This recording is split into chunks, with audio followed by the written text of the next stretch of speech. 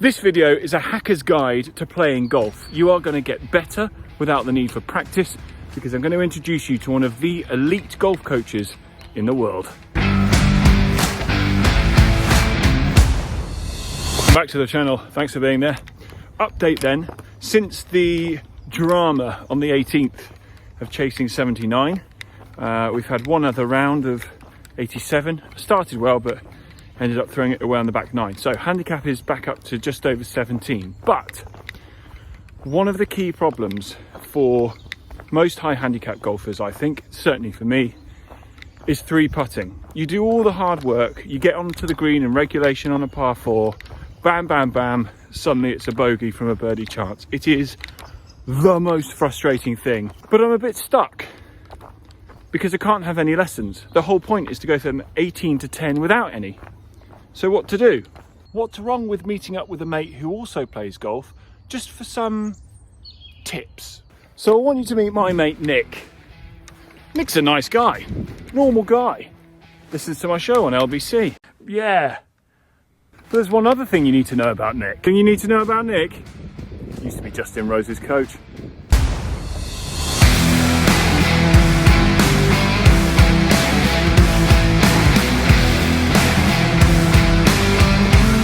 I'm three putting terribly. Three putting is like, it's my nightmare. It's the common cold of people like you. Is it?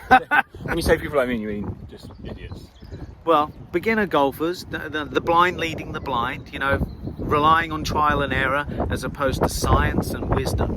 Okay, right, so give me one piece of wisdom to eliminate three putting. Pace control. Pace control. You're generally, and the hierarchy of thought. I'll teach you a hierarchy of thought and then we'll go through some pace drills.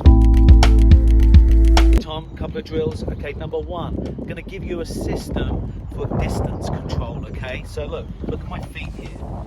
If I've got a small putt, I'm going to have a small stance and I'm going to go big toe to big toe. If I've got a medium length putt, I'm going to go wider. I'm going to go big toe to big toe. And if I've got a long putt, I'm going to go super wide, big toe, big toe. You can see there, if you look at the balls, the spacing, a bit like darts, you can see the spacing is pretty good. The second thing is to work with your senses. Okay, so hit one putt, eyes closed. Hit the next putt where your eyes are looking at the hole. Okay, and the last drill, which I call the timeline drill, it's a timeline. Hit the putt and stay here until you think the ball has made its last roll. Okay, and you want to catch it just doing the last roll. That way, you've not only blended feel, but the time it takes the ball to get there. Okay, hierarchy. So you've got to put your brain in the right area when you're putting. So, from the hole, line, line, line, line. Line, pace, line, pace. Pace, line, pace, line, pace.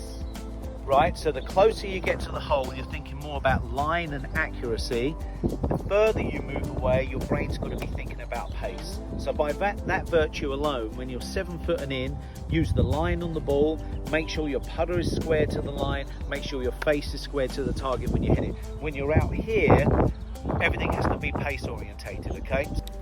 Is it then a coincidence that after I spoke to Nick, I went out and shot the best round I've ever had with only 2 three putts? But alongside the putting tips, there was something else that Nick said to me, which I've been thinking about. When you're standing over the ball, do you get jittery? Can't get the thoughts out of your head.